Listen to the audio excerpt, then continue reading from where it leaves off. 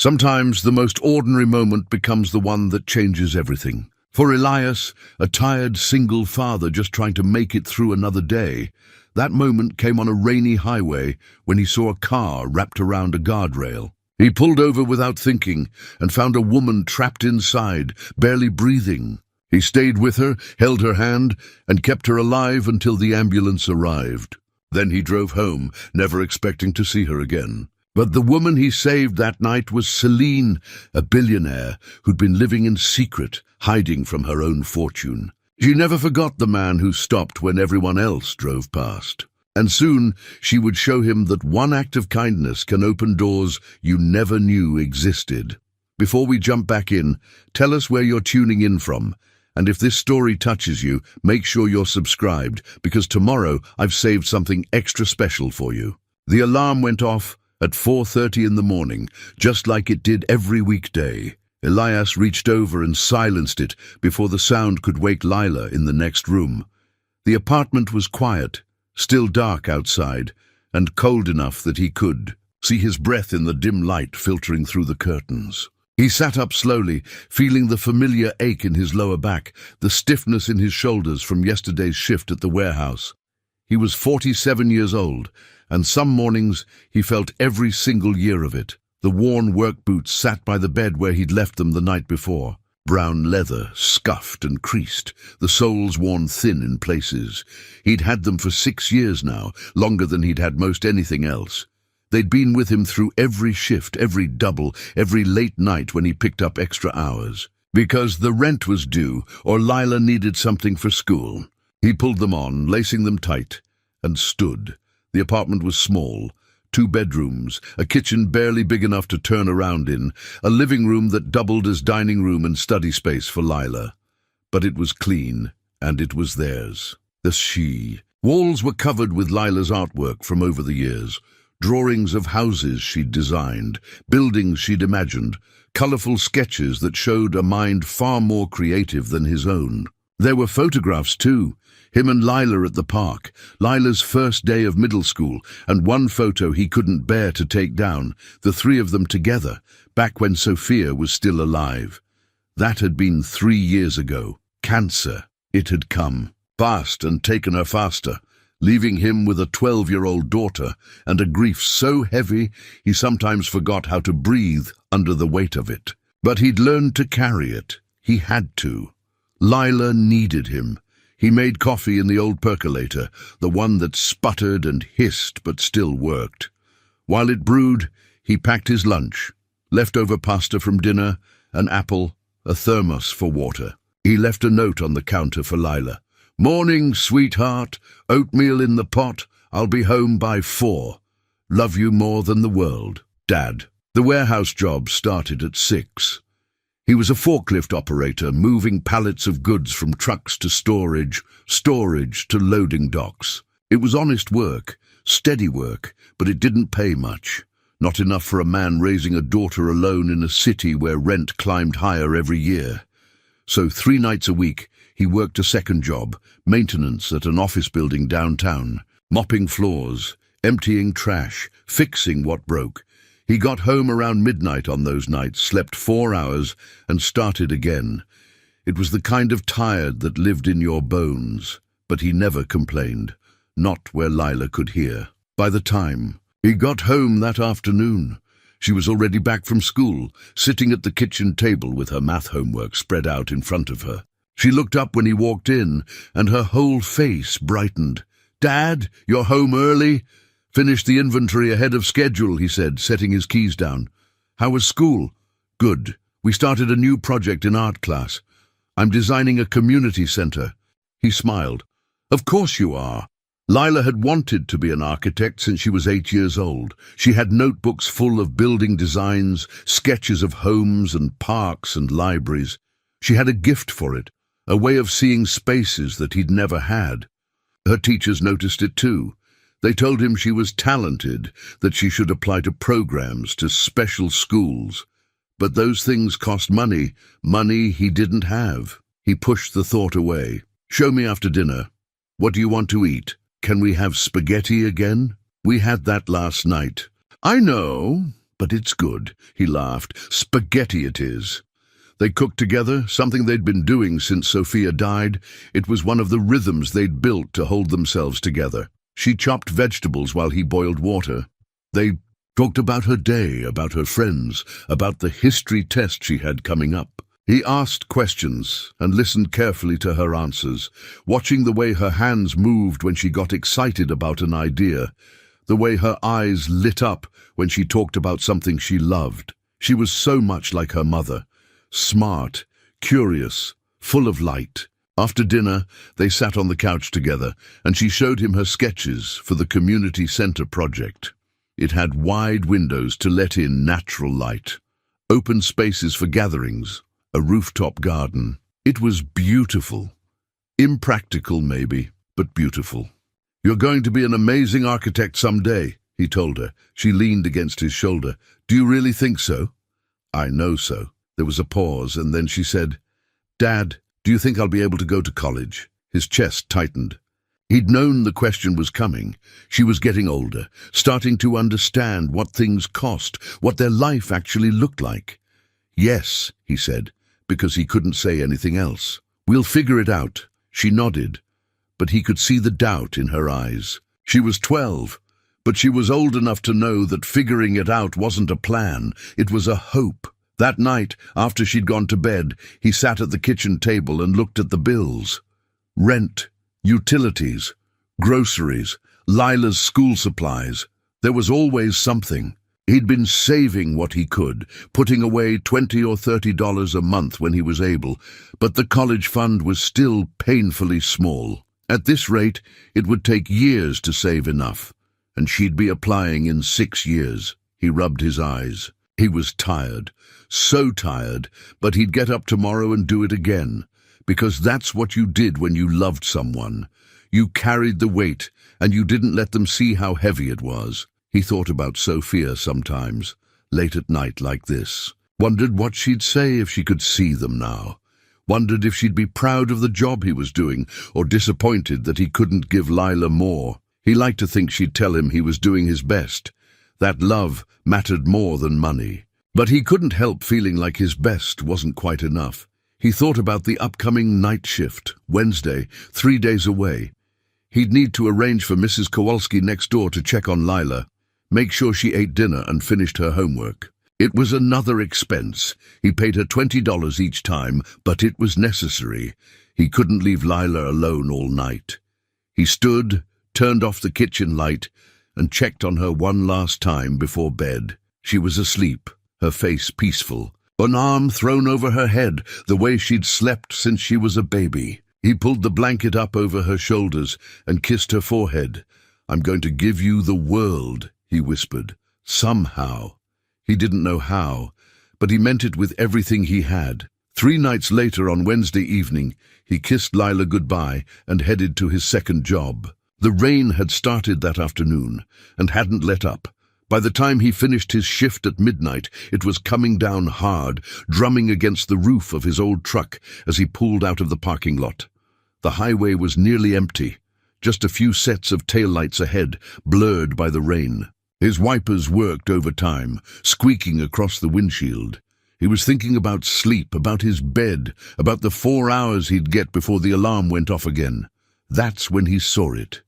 The wreckage, a luxury sedan wrapped around the guardrail. Steam rising from the crumpled hood, the driver's side crushed inward. The car had hit hard. Glass littered the road, catching the reflection of his headlights like scattered stars. Traffic was slowing, cars pulling into the far lane to pass, but no one was stopping. Elias didn't think. He just pulled onto the shoulder, his truck skidding slightly on the wet pavement. He grabbed his phone, turned on the flashlight, and ran toward the wreck. The rain soaked through his jacket immediately. His boots splashed through puddles as he approached the car. The front end was destroyed, wrapped around the metal barrier at an angle that made his stomach turn. He could smell gasoline and hot metal. "Hello?" he called out. "Can you hear me?" A weak sound came from inside. A moan. Someone was alive. He moved to the driver's side window, shining his phone's light inside. A woman sat slumped against the deployed airbag, her head tilted to one side. Blood ran down her temple from a gash near her hairline. Her eyes were half open, unfocused. "Ma'am," he said, keeping his voice calm and steady. "Can you hear me? I'm going to help you."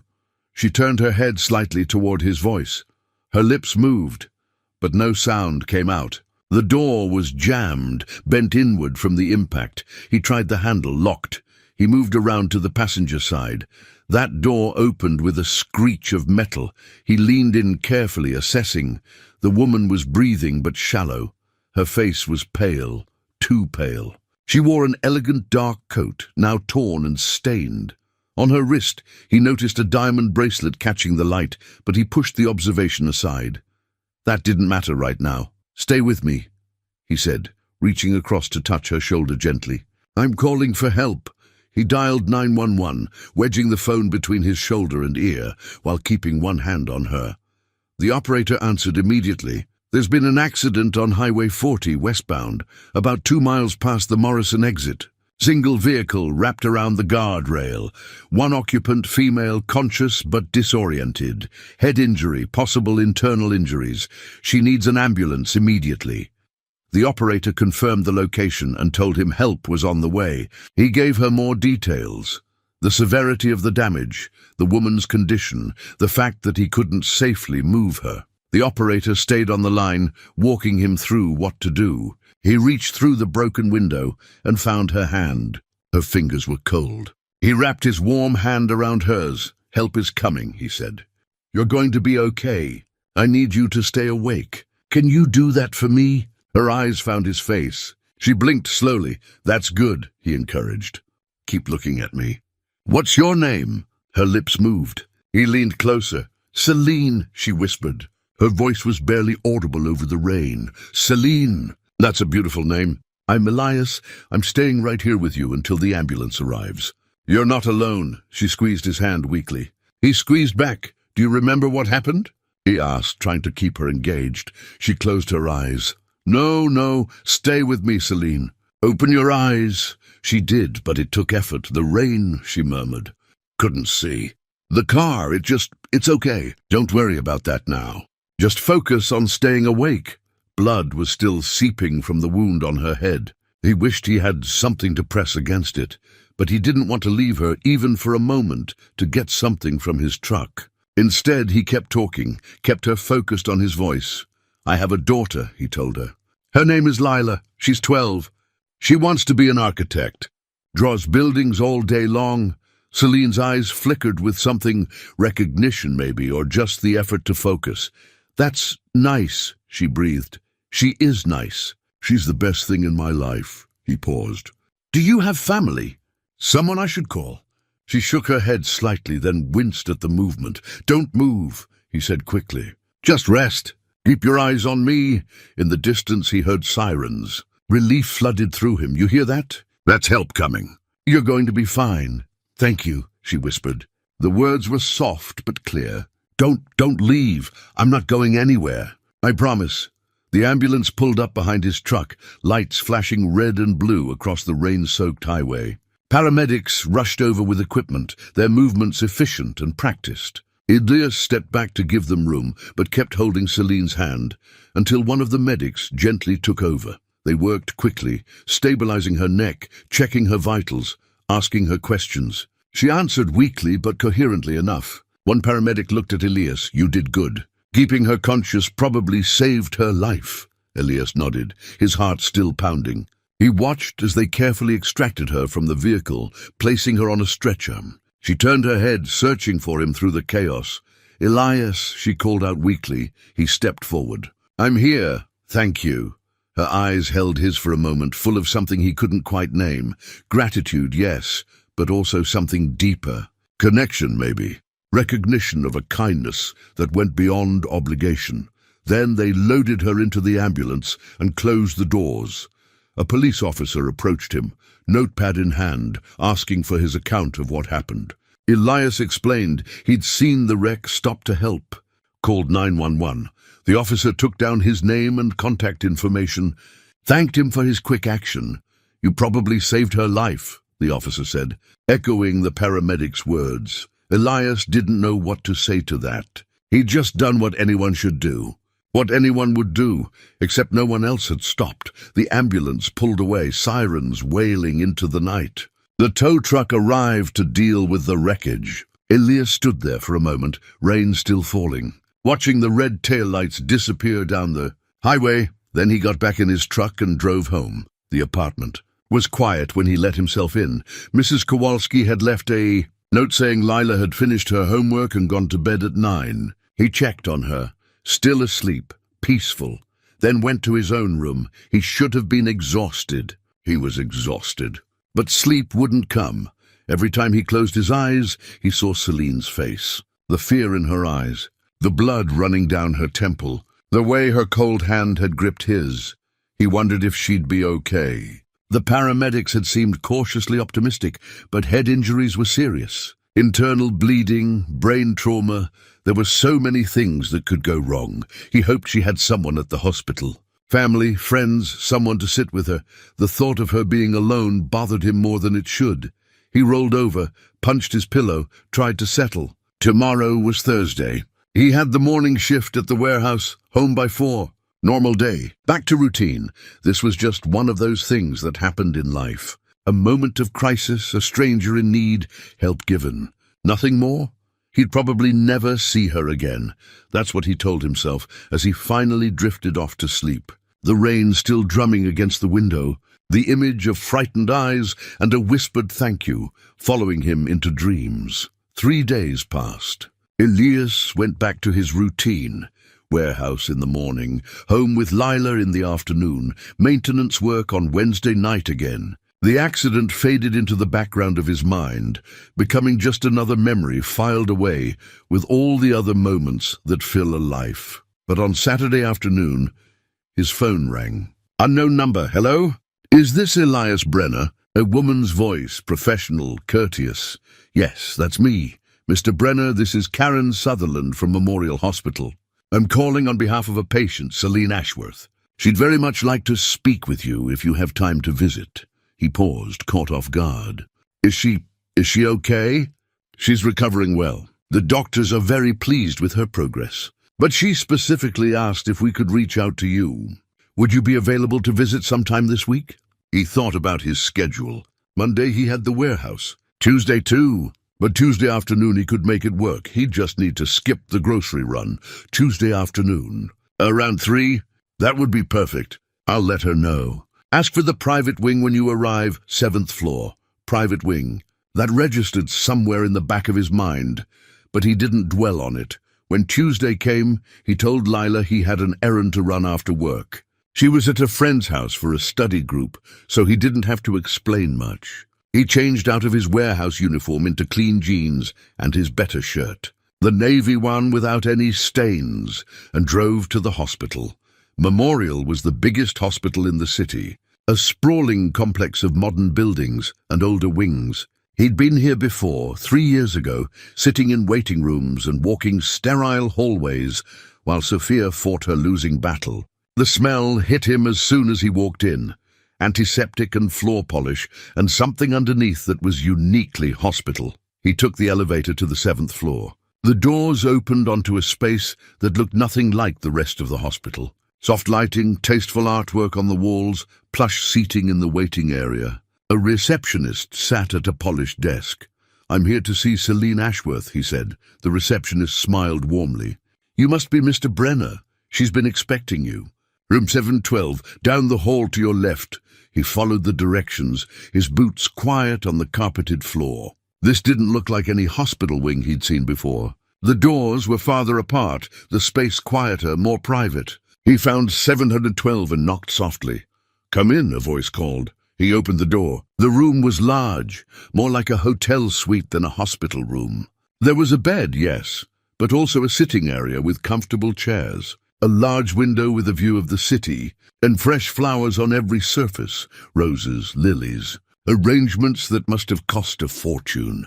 Celine sat propped up in the bed, her head bandaged but her eyes alert. She looked better than she had 3 nights ago, color in her face, clarity in her gaze. She smiled when she saw him. "Elias, thank you for coming."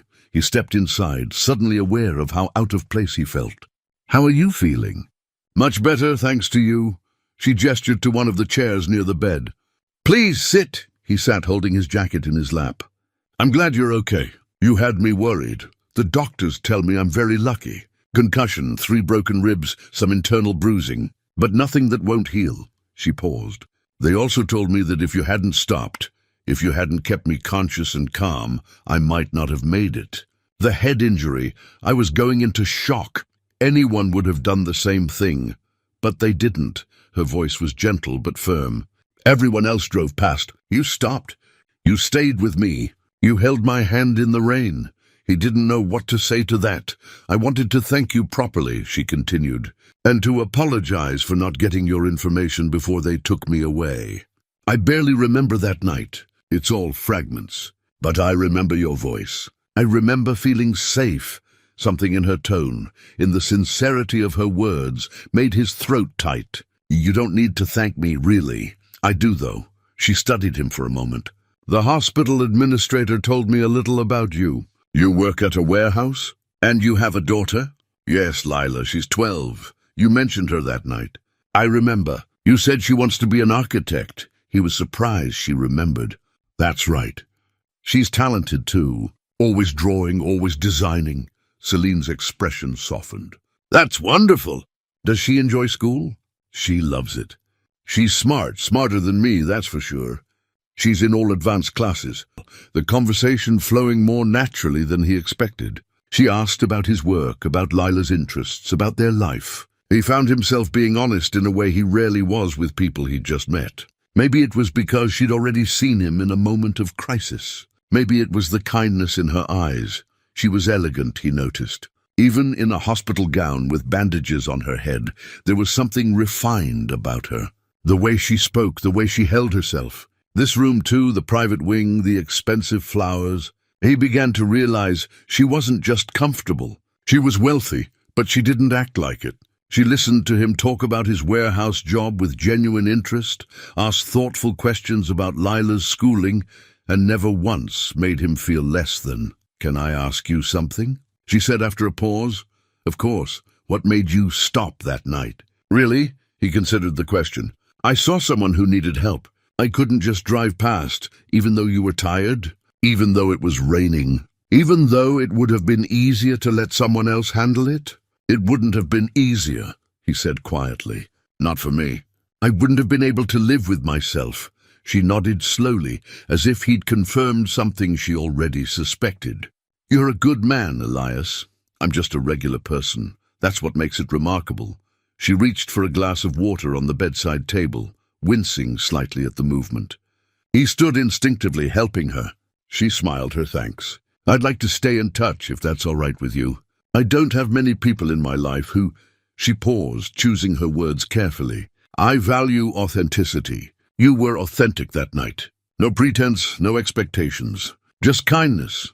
I'd like that, he said, and meant it. Before he left, she gave him her phone number. Please don't hesitate to reach out. And give my regards to Lila.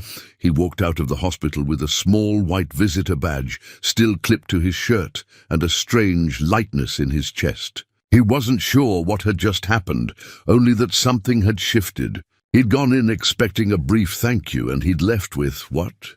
A new friend. That seemed too simple. On the drive home, he thought about the private wing, the expensive flowers, the way the staff had treated her with deference. She had money, a lot of it clearly, but she'd asked him about his life like it mattered. Like he mattered. When he got home, Lila was already back, making herself a snack in the kitchen. How was your errand? She asked. Good. Actually, I visited someone at the hospital. The woman from the accident. Lila's eyes widened. Really? Is she okay? She's recovering. She wanted to thank me. That's really nice. Lila bit into her apple. What's she like? Elias thought about it. Kind, thoughtful. I think you'd like her. Maybe I'll get to meet her sometime. Maybe, he said, though he wasn't sure that would ever happen. But 3 days later, his phone buzzed with a text message. Hi, Elias, it's Celine. They're releasing me from the hospital tomorrow. I was wondering if you'd like to meet for coffee sometime. I'd love to hear more about Lila's architecture dreams. See, he stared at the message for a long moment. Then he typed back, I'd like that. When works for you? Her response came quickly. Saturday afternoon. There's a quiet cafe on Elm Street near the park. Nothing fancy, nothing fancy. He appreciated that. Saturday works. 2 o'clock? Perfect. See you then. He set his phone down and looked around their small apartment, at the second-hand furniture, the patch sofa, the drawings covering every wall. His life and her life were clearly very different. But she wanted to know him anyway. That meant something. He just wasn't sure what yet. Saturday came with clear skies and the kind of autumn warmth that made you forget winter was coming. Elias told Lila about the coffee meeting over breakfast. "Can I come?" she asked immediately. He hesitated. He'd assumed it would just be him and Celine, but then again, Celine had specifically mentioned wanting to hear about Lila's interests. "If you want to. But it might be boring, just two adults talking. Dad, she wanted to know about my architecture stuff. I should be there to tell her myself," he smiled. She had a point. "All right. Bring your sketchbook then. The one with your best designs." They walked to the cafe together. It was only 6 blocks from their apartment, a small place with outdoor seating and local artwork on the walls. Celine was already there, sitting at a corner table with a cup of tea. She dressed simply, jeans, a soft grey sweater, her dark hair pulled back. The bandage on her head was smaller now, barely visible. She stood when she saw them approaching, her face lighting up. "Elias, and you must be Lila." Lila shook her hand politely. "It's nice to meet you, Miss Ashworth. Please, call me Celine." She gestured to the chairs.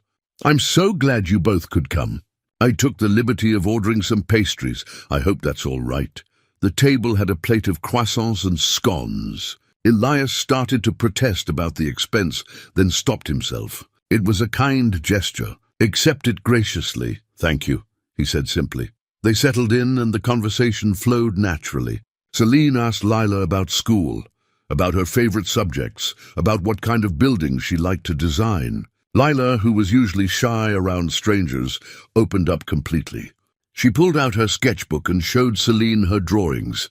The community center, a library with floor-to-ceiling windows, a small house designed for sustainability. Celine studied each one carefully, asking questions that showed she was genuinely interested. "This rooftop garden here, how would you address the weight distribution?" "That's always a challenge with green roofs." Lila's eyes went wide. "You know about architecture?" "A little. I studied it briefly in college She paused. "Before I changed directions. What do you do now?" Lila asked. "I'm semi-retired. I do some consulting work, but mostly I just try to stay busy with things I care about." Elias noticed she didn't really answer the question, but Lila didn't seem to notice. She was too excited to be talking with someone who understood her passion. "There's a summer program I've heard about," Celine said casually. "At the State University. It's for students interested in architecture and engineering. 2 weeks of workshops, portfolio development, meeting professionals in the field. They offer scholarships for students who show promise." Lila looked at her father. "Could I?" Elias felt his chest tighten. Those programs usually have costs beyond the scholarship. Travel, materials, housing. "This one's different," Celine said gently. "It's fully funded for accepted students. Everything included. The application deadline isn't until January. So there's time to put together a strong portfolio." She looked at Lila. "With drawings like these, I think you'd have an excellent chance." Hope flickered across Lila's face, bright and painful to watch. Elias knew that hope. He'd felt it himself, countless times, only to have reality crush it. "We'll look into it," he said carefully. Celine seemed to understand his hesitation. She didn't push. Instead, she changed the subject, asking about their weekend plans, about the neighborhood, about ordinary things. But Elias could see Lila's mind working, could see her already imagining herself at that program. After they finished their coffee, Lila excused herself to look at the artwork on the cafe walls. Celine leaned forward slightly. "I hope I didn't overstep," she said quietly. "I just thought with her talent she should know what opportunities exist. No, it's kind of you. I just don't want her to get her hopes up if—" He struggled with the words. "Money's tight. Even if the program's free, there are always unexpected costs." And if she doesn't get in, she'll get in, Celine said with certainty. And if there are costs, we'll figure it out together. I can't ask you to. You're not asking. I'm offering. Her voice was firm but warm. Elias, you saved my life. Let me do this small thing. It's not small. Then let me do this meaningful thing. He looked at her, at the sincerity in her eyes, and felt something shift inside him. Pride wanted him to refuse. But love for his daughter was stronger than pride. All right, he said. We'll apply. Thank you, she smiled. Good. Now I'll need her portfolio photographs for the application. Do you have a good camera, or should I? I have a phone. It takes decent pictures. Perfect. I'll send you the application link tonight. And Elias? She waited until he met her eyes. You're doing an amazing job with her. She's bright, polite, creative. That doesn't happen by accident. That's because of you. His throat felt tight again. I just try to be there for her. That's everything. Over the next few weeks, Celine became a regular presence in their lives. Not intrusive, never overwhelming, but there. She texted to check in, asked how the application was going, offered to review Lila's portfolio before submission. When Lila had questions about architectural concepts, Celine answered them thoughtfully or directed her to resources. And somewhere in there, she and Elias became friends, real friends. They'd meet for coffee while Lila was at school. They'd talk about everything, his work, her recovery, books they'd read, childhood memories. She told him about growing up feeling isolated, about never quite fitting into the world she was born into. He told her about Sophia, about the grief that still caught him off guard sometimes, about the fear that he wasn't enough for Lila. She never made him feel judged, never made him feel less than. The application was submitted in early January. Then came the waiting. Lila checked her email obsessively. Every day, nothing. Every day, her shoulders would slump a little more. These things take time, Elias reminded her. They have to review hundreds of applications, but he was checking his own email too, hoping. On a Thursday afternoon in late January, Lila burst through the door, her phone in her hand, tears streaming down her face. For a horrible moment, Elias thought something was wrong. Then she screamed, "I got in! Dad, I got in!" She threw herself into his arms, and he held her tight, feeling his own eyes sting. "Of course you did. Of course you did." The letter said she'd been accepted with a full scholarship. All expenses covered. 2 weeks in July at the State University, learning from architects and engineers, building her portfolio, preparing for her future. Elias called Celine immediately. "She got in," he said when she answered. "Lila got into the program." "Elias, that's wonderful. I knew she would." "Is she excited?" "Excited doesn't begin to cover it. She's..." His voice broke slightly. "Thank you for believing in her, for showing her this was possible. You don't need to thank me. She earned this," but he knew better. Yes, Lila had earned it with her talent and hard work, but Celine had opened the door. Without her, they wouldn't have even known the door existed. That night, after Lila had finally fallen asleep, still clutching the acceptance letter, Elias sat in the kitchen and let himself feel the weight of gratitude. For 3 years, since Sophia died, he'd been carrying everything alone. The grief, the responsibility, the constant worry about whether he was doing enough. And now, for the first time, someone was helping him carry it. Not out of obligation or pity, but because she cared. He thought about the night of the accident, about pulling over in the rain, about holding a stranger's hand and promising she wasn't alone. He'd done it because it was right, because he couldn't do anything else. But somehow, in saving her, maybe he'd saved something in himself too. Maybe he'd opened a door to something neither of them had expected. Connection, hope, the possibility that life could hold more than just survival. His phone buzzed. A text from Celine. "I'm proud of you both. Dinner next week to celebrate?" "My treat," he typed back. "You don't have to." Her response came immediately. "I want to, please." He smiled and sent, "Okay, thank you. For everything. Thank you for stopping that night. For being exactly who you are." He set his phone down and looked around the small apartment. Nothing had changed physically. The furniture was still second-hand. The walls still needed paint. The refrigerator still hummed too loud. But something had changed, something important. He couldn't name it yet, but he could feel it. Like a door opening, like light coming into a room that had been dark for too long. And for the first time in 3 years, he let himself believe that things might actually get better. Spring arrived slowly, bringing longer days and the kind of warmth that made everything feel possible. Lila counted down to summer and her program. Elias watched her excitement grow and felt grateful every single day for the turn their lives had taken. His friendship with Celine had settled into something comfortable and real. They met for coffee every week, sometimes twice. She'd text him articles she thought he'd find interesting, and he'd send her photos of Lila's latest designs. It was easy, natural, the kind of friendship he hadn't had since before Sophia got sick. But there were still things he didn't understand about her. She lived modestly. He knew that now. He'd picked her up a few times for their coffee meetings, seen the small apartment building she called home. Nothing fancy, nothing that screamed wealth. Yet she moved through the world with a certain confidence, an ease that spoke of security he'd never known. And sometimes, when she thought he wasn't looking, he'd catch a sadness in her eyes, a loneliness. One evening in March, she invited him to dinner at her place. Lila was spending the night at a friend's house, so he accepted. Her apartment was on the 3rd floor of an older building, the kind with good bones but no pretense. He climbed the stairs, the elevator was broken, and knocked on her door. She answered with a smile, wearing jeans and a simple blouse, her hair loose around her shoulders. "Come in. I hope you're hungry." "I made too much food, as usual." The apartment was small but beautifully arranged. Clean lines, comfortable furniture, plants on every surface that actually looked healthy. Books lined one wall, mostly art and architecture, he noticed, but also philosophy, history, novels with worn spines that had been read multiple times. It felt like a home, not just a place to live. "This is nice," he said, "thank you." "It's not much, but it's mine." She gestured to the small dining table already set for 2. "Sit, I'll get the food."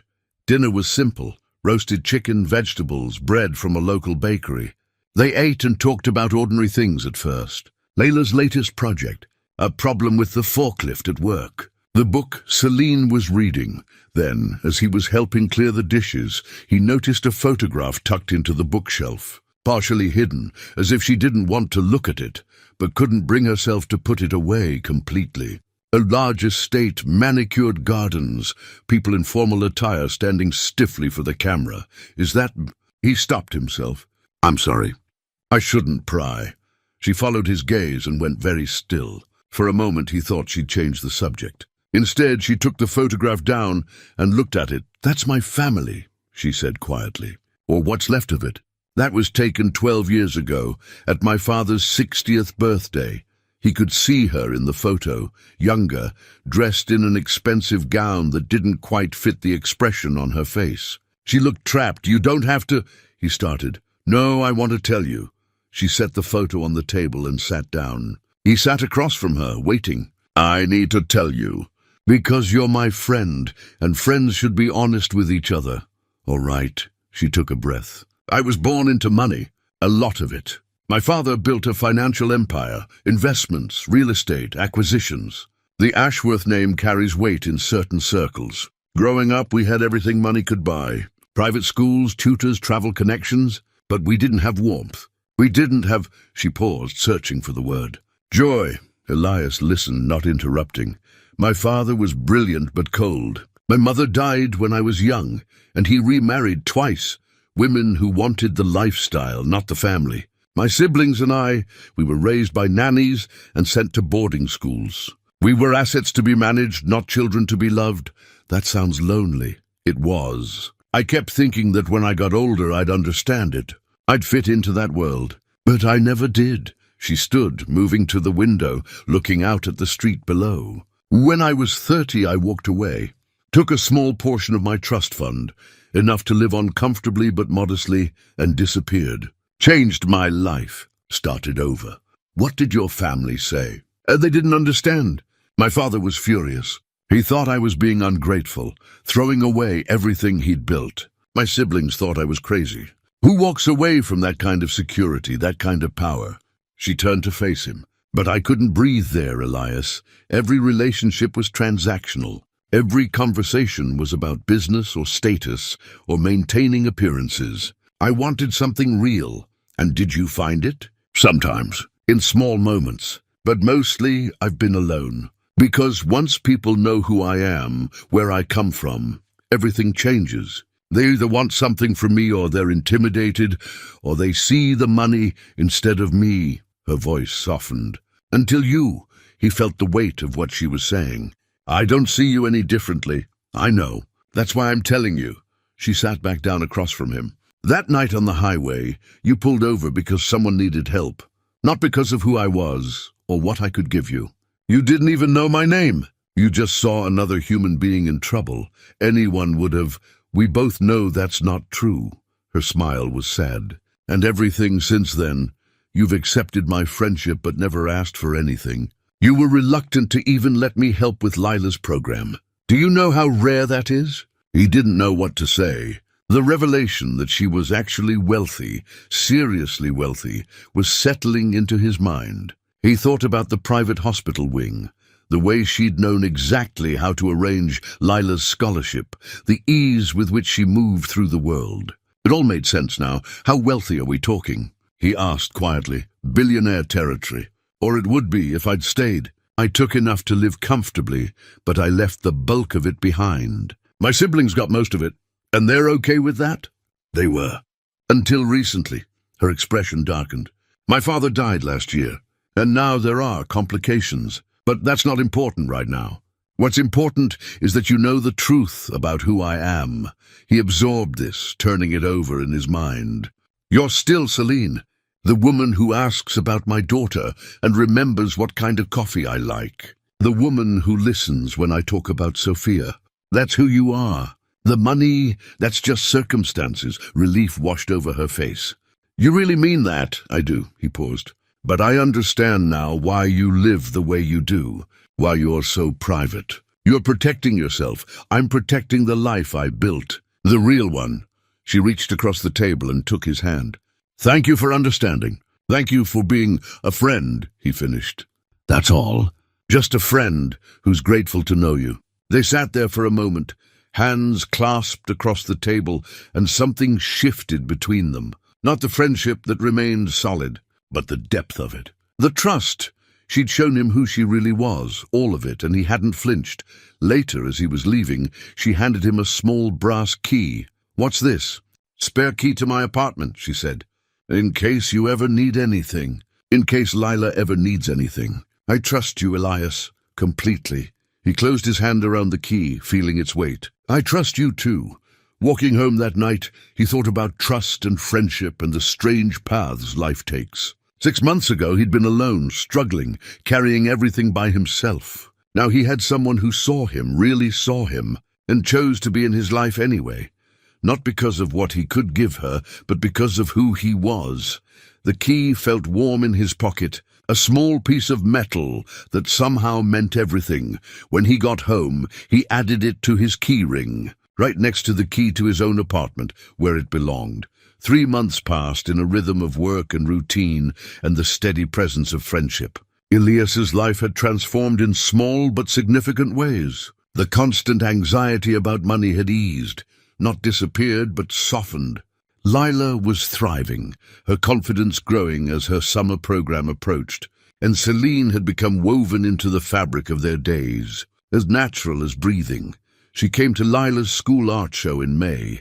She helped Elias shop for a new refrigerator when his finally died, insisting on splitting the cost despite his protests. She was there, steady and reliable, in a way that made him realize how long he'd been without that kind of support. But he noticed things too. The way she sometimes grew distant, checking her phone with a furrowed brow. The calls she'd step away to take, returning with tension in her shoulders. Something was bothering her, but she kept it to herself.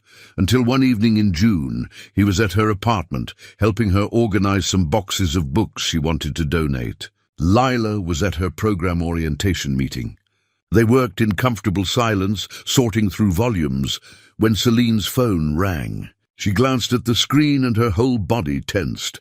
"I need to take this," she said. "I'm sorry." She went into her bedroom and closed the door. He couldn't hear the words, but he could hear the tone, sharp, defensive, upset. The conversation went on for 10 minutes. When she emerged, her face was pale. "Everything okay?" he asked. She shook her head. "No, not really." She sat down heavily on the couch. "That was my brother, Philip." Elias sat beside her. "What did he want?" "To inform me that he and my sister are challenging my trust fund status. They're claiming I'm not mentally competent to manage my own affairs. Her voice caught. "That I've shown erratic behavior and poor judgment by isolating myself and making questionable financial decisions. That's ridiculous. They have lawyers. Good ones, and they have evidence, or what they're calling evidence. Photos of this apartment showing I live below my means. Records of money I've given away, including the scholarship arrangement for Lila's program. They're painting it as instability, as someone who's lost touch with reality." Elias felt anger rise in his chest. "They can't do that. You haven't done anything wrong.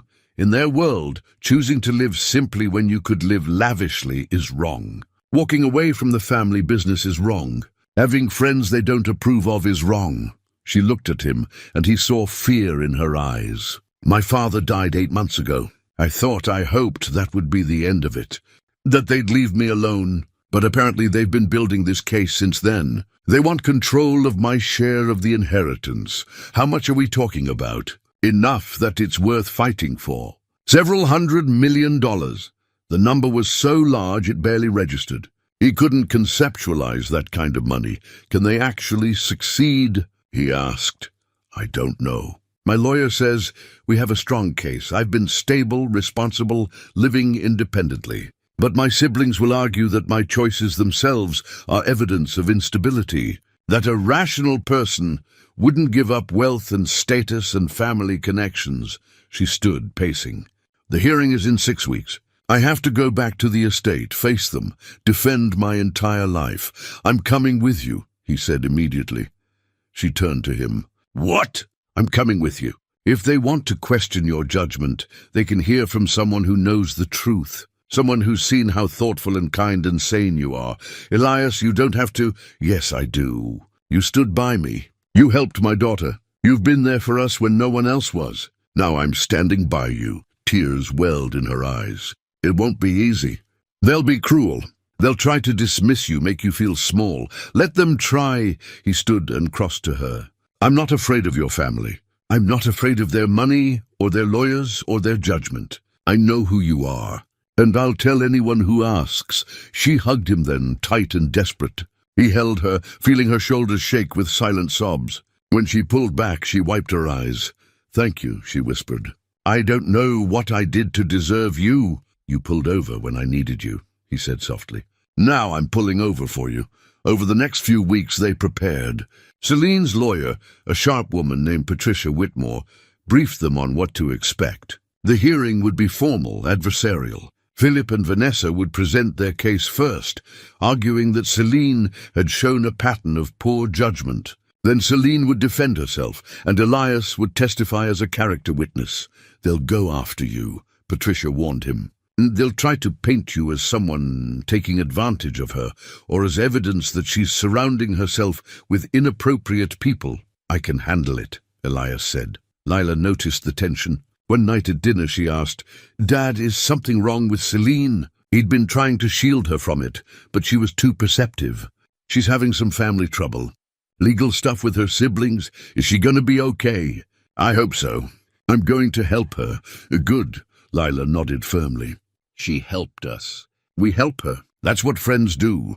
Out of the mouths of 12-year-olds came the clearest truth. The night before they were set to leave for the hearing, Elias couldn't sleep. He kept thinking about what he'd say, how he'd defend her against people who'd known her whole life. What could he possibly offer that would counter their narrative? His phone buzzed. A text from Celine. "Can't sleep either," he called her.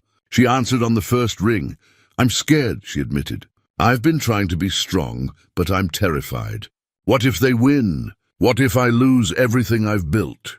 "Then you rebuild," he said. "You did it once before. You can do it again. I don't want to go back to that life. I can't. You won't have to. We won't let them take who you are. There was a pause. Then why are you doing this? Really, because you're my friend. Because you matter to me. Because what they're doing is wrong. He paused. And because you showed me that it's okay to accept help. You taught me that. Now let me teach you the same thing. He heard her breath catch. Elias, we're going to face them together, he said. And whatever happens, you're not alone. You understand. You're not alone. I understand. Her voice was steadier now. Thank you.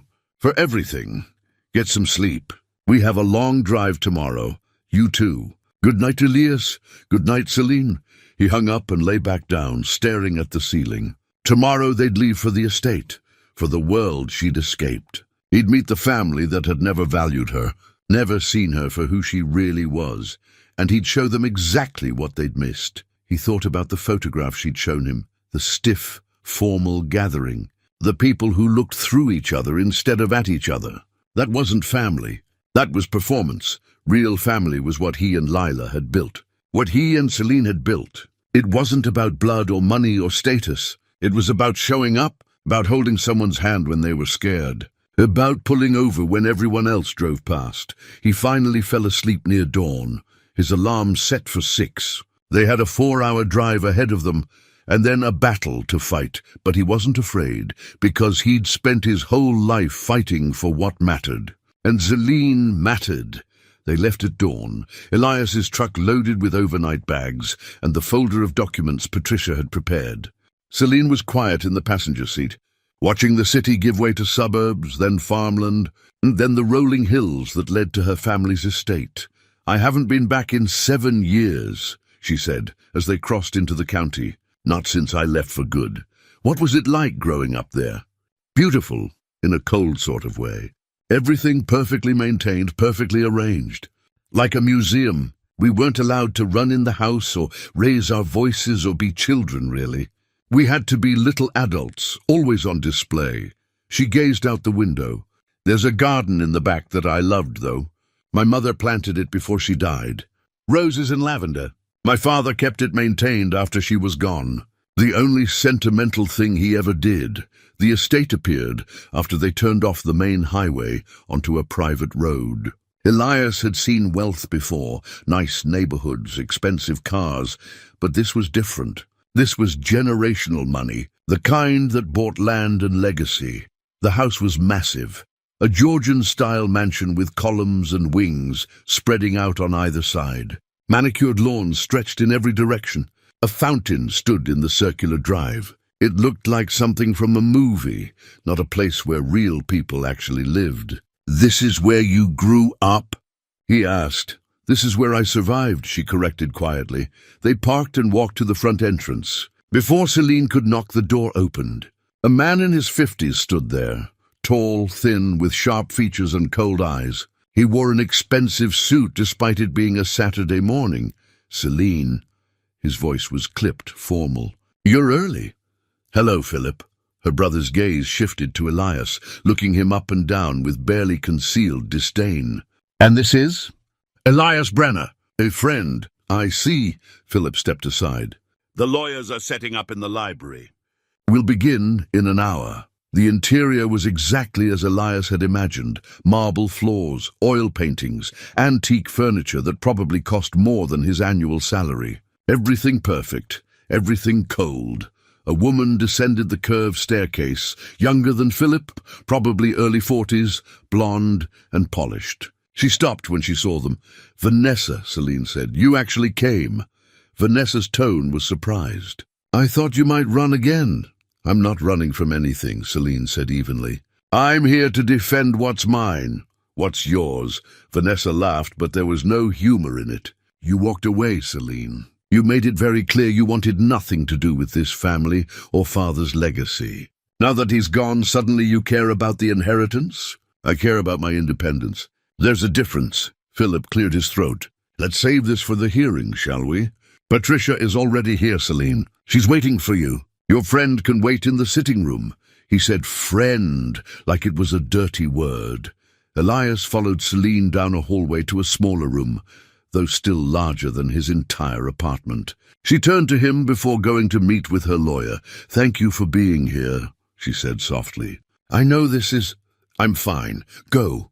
Do what you need to do." She squeezed his hand and left. He sat in one of the ornate chairs and waited, looking around at the wealth on display. Crystal decanters on a side table, a Persian rug that probably cost more than his truck, paintings that might be originals. This was her world, or had been.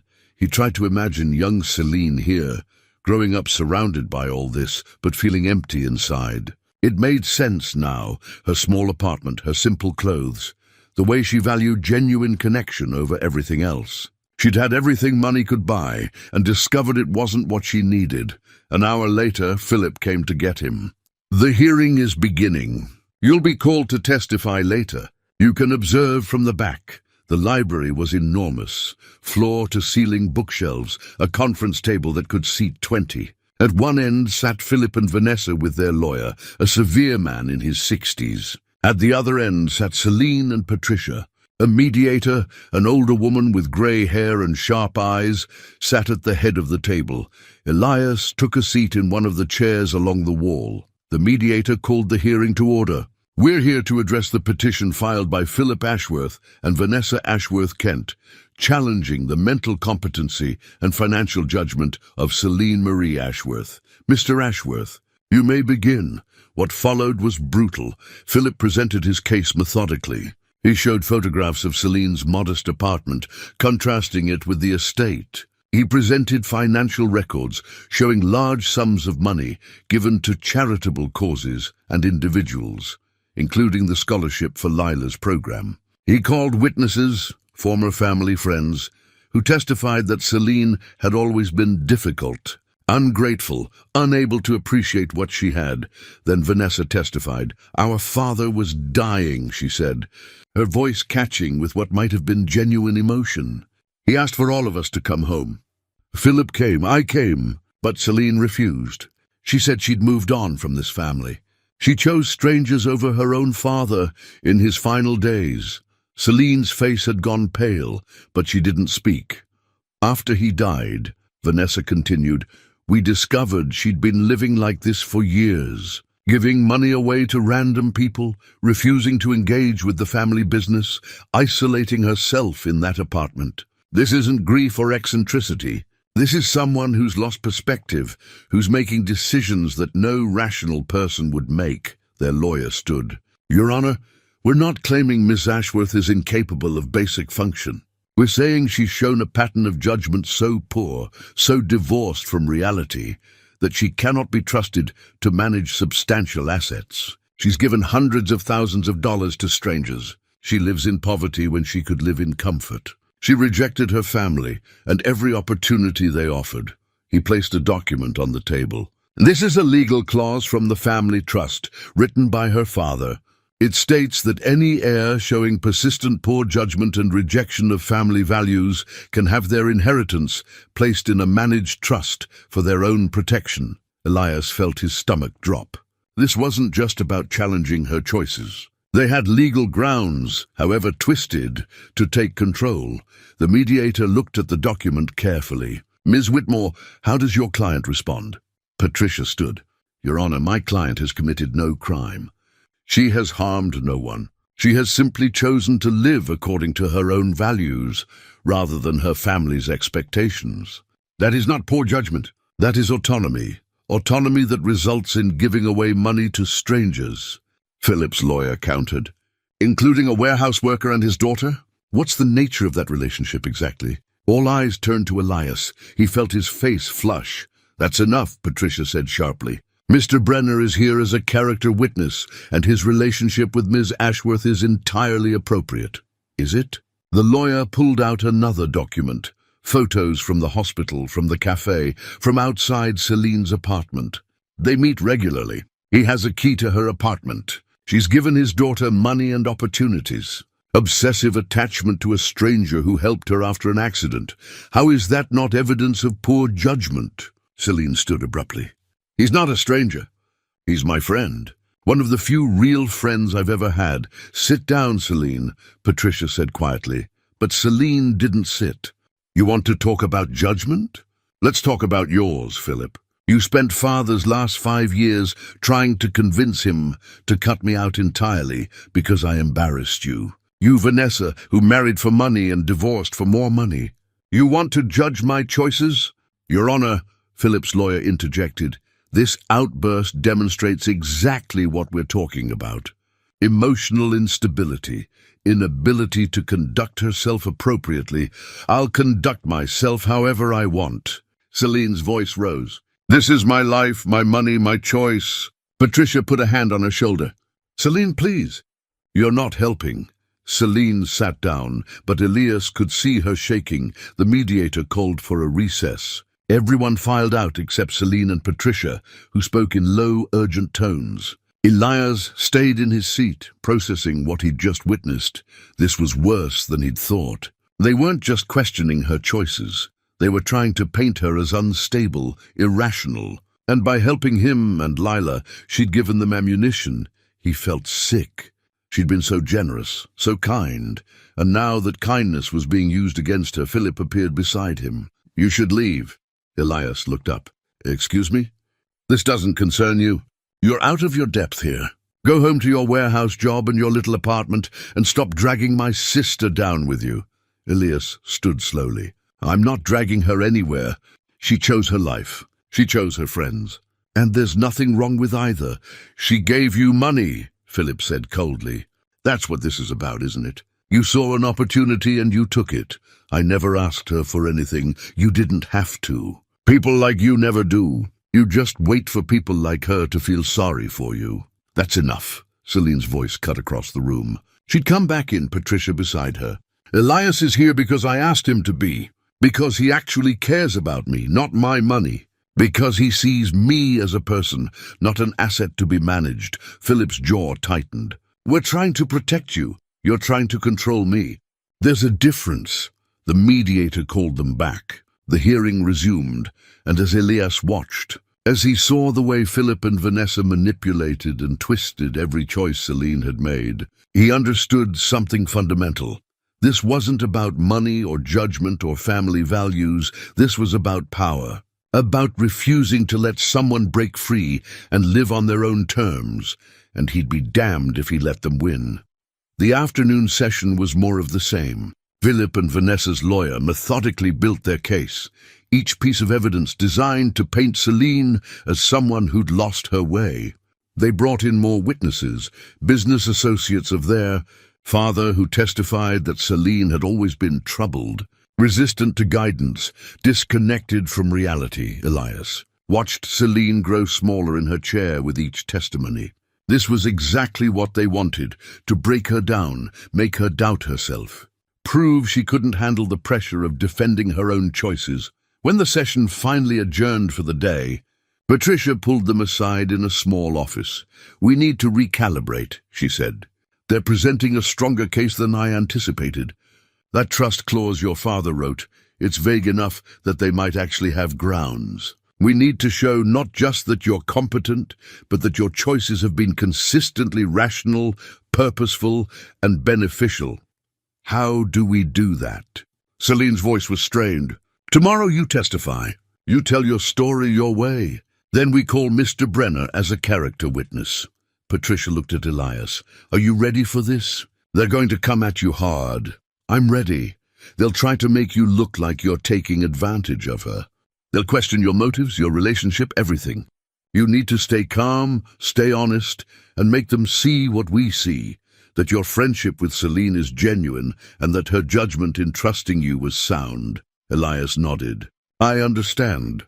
After Patricia left to review documents, Celine and Elias walked outside. The sun was setting over the estate's grounds, casting long shadows across the perfect lawns. She led him to the garden she'd mentioned, roses and lavender just as she'd described, maintained but somehow feeling abandoned. My mother planted these, she said, touching a rose bloom gently. She died when I was 8. I used to come here and talk to her. It was the only place that felt... She stopped, her voice breaking. He put his arm around her shoulders. She leaned into him. I'm sorry, she whispered. I'm so sorry I dragged you into this. You didn't drag me anywhere. I chose to be here. They're going to tear you apart tomorrow. Say terrible things, make you wish you'd never met me. That's not possible. She looked up at him, tears streaming down her face. I thought I'd escaped this. I thought if I just walked away, lived quietly, they'd leave me alone. But they can't stand it. They can't stand that I chose something different, that I found happiness without them. Did you find happiness? She wiped her eyes. I found peace. I found purpose. I found real friendship with you and Lila. That's more than I ever had in this house. They stood in the garden as the light faded.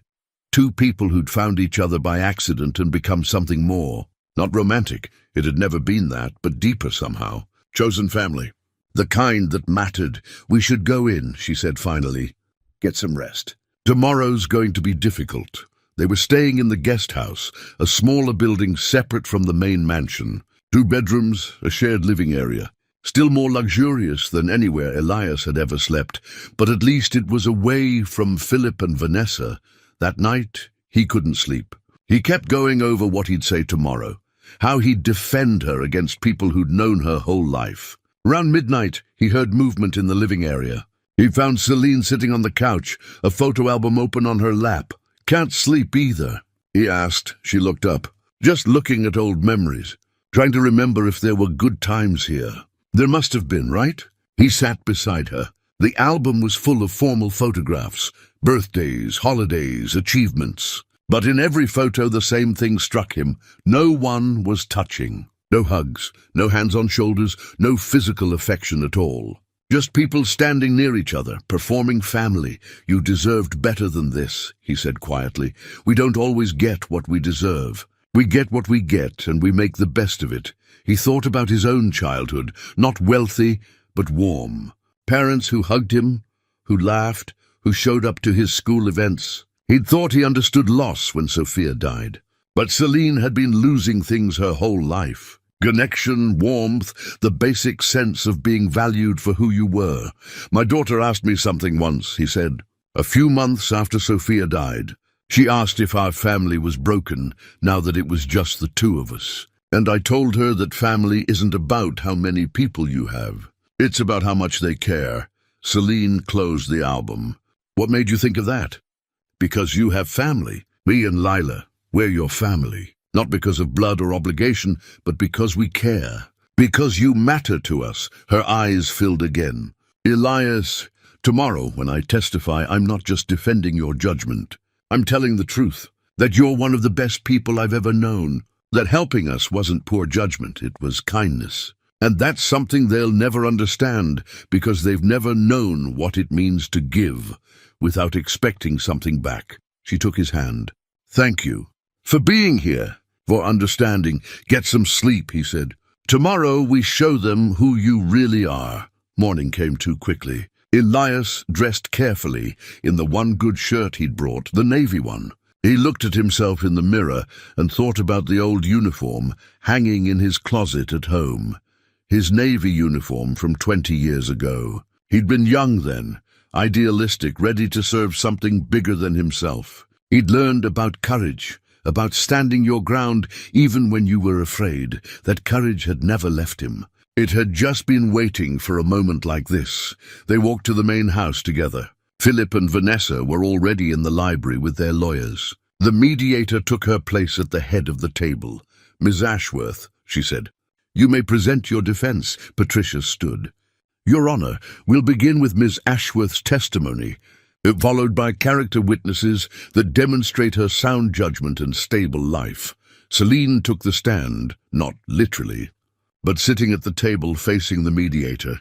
She looked small, vulnerable, but when she began speaking, her voice was steady. I'd like to address the claims that have been made about my mental state and my judgment, she began. First, regarding my choice to live modestly. I chose this life deliberately. I grew up in wealth, in excess, in a world where everything was about status and appearance. I was miserable. I felt like I was suffocating. So yes, I walked away. I took enough money to live comfortably but simply, and I built a life based on meaning rather than accumulation. Philip's lawyer started to interrupt, but the mediator held up a hand. Let her speak. Second, regarding the charitable giving and help I've extended to others, including to Elias Brenner and his daughter. That wasn't erratic behavior. That was purpose. For the first time in my life, I was using resources to actually help people, not just maintain appearances or build dynasties. I helped a young girl pursue her dreams because she deserved the opportunity. I helped a man who'd saved my life because he'd never asked for anything in return. She looked directly at Philip and Vanessa. You say I've rejected family values, but what values? The value of putting money above people, the value of control over connection, the value of appearances over authenticity. If that's what family means to you, then yes, I've rejected it. But I don't think those are values worth having. Vanessa's face had gone red. Philip sat stone-faced. I'm not unstable, Celine continued. I'm not incompetent. I'm not making poor choices. I'm making different choices. And according to the law, according to basic human rights, I'm allowed to do that. This trust fund is mine.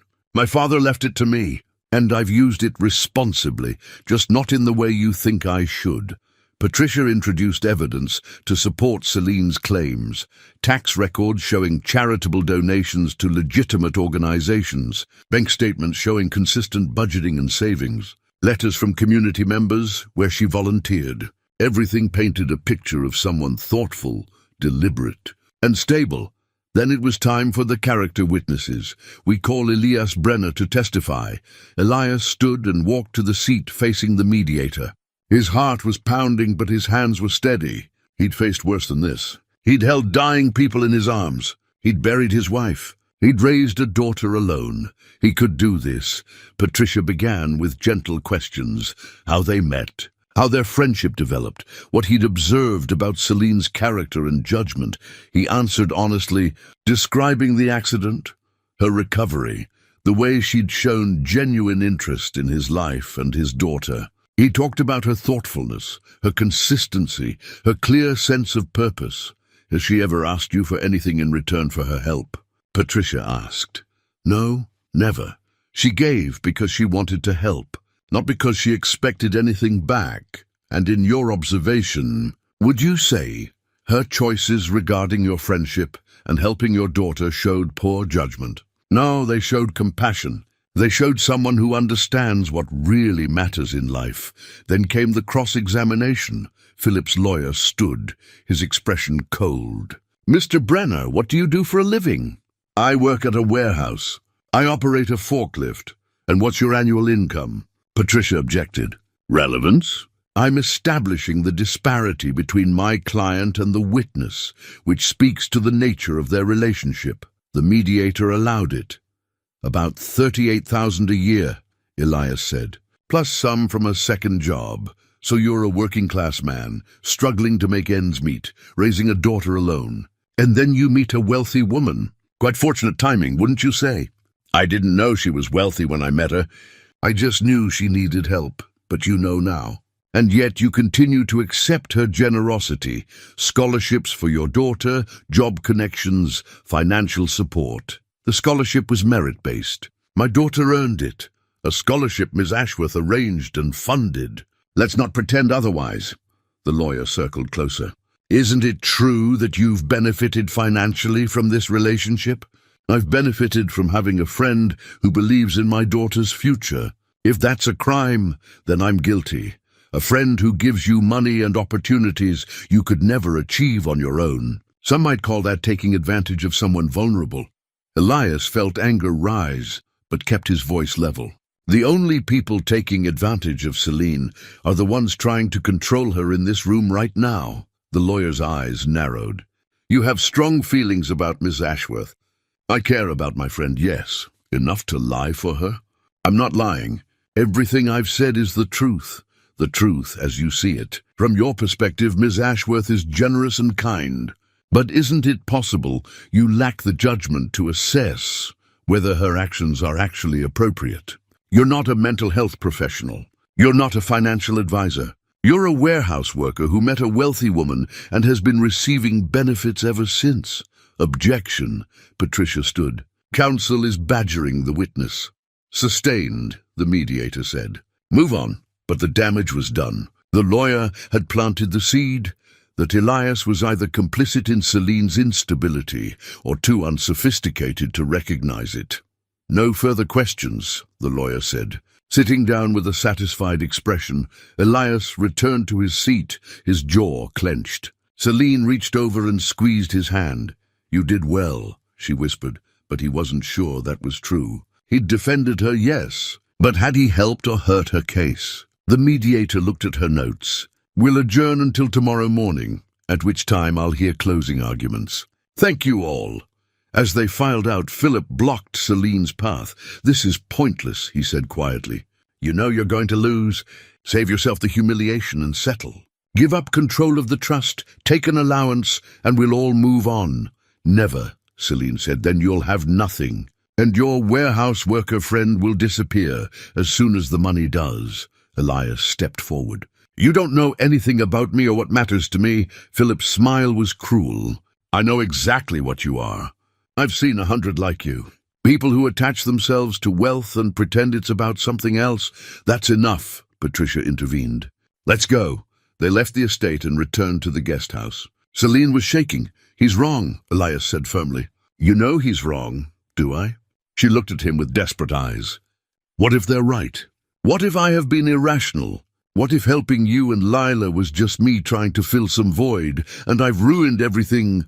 "Stop." He took her shoulders gently. "Listen to me. You didn't ruin anything. You changed lives.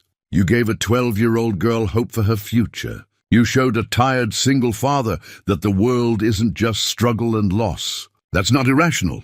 That's human." She collapsed into him, sobbing. He held her while she cried out all the fear and doubt and pain of the last 2 days. "I don't want to lose this," she whispered against his shoulder. "Not the money, I don't care about that. But my freedom, my life, the ability to make my own choices. I can't go back to being who they want me to be." "You won't," he promised. "Tomorrow we finish this. And whatever happens, we face it together." She pulled back, wiping her eyes. "I need to write something for tomorrow. Something they need to hear." She spent the rest of the evening at the small desk, writing and rewriting something by hand. Elias sat nearby, offering support but not interfering. This was her battle to fight, her words to speak. Around midnight she finally set down the pen. "It's done," she said. "What is it?" "The truth, all of it. Everything I should have said to them years ago." She folded the pages carefully. "Tomorrow they're going to hear it whether they want to or not." They went to their separate rooms, knowing tomorrow would decide everything. Elias lay in the unfamiliar bed, thinking about courage and truth, and what it meant to stand by someone when the world was against them. He thought about his old uniform, about the oath he'd taken to protect and serve.